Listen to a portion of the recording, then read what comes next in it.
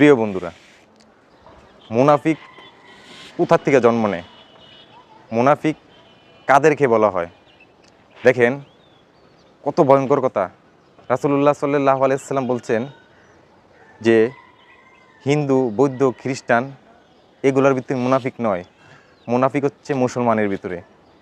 এখন আপনি বলতে পারেন যে মুনাফিক কোথায় পাবো, বৌদ্ধ কোথায় পাবো? আপনি যদি প্রশ্ন করেন যে বৌদ্ধ কোথায় পাবো, হয়তো আমরা বলবো যে আপনি চীন চলে যান। যদি বলেন খ্রিস্টান কোথায় দেখবো, হয়তো বলবো যে আমেরিকাতে চলে যান। যদি বলেন হিন্দু কোথায় পাবো, হয়তো বলবো যে ইন্ডিয়াতে চলে যান।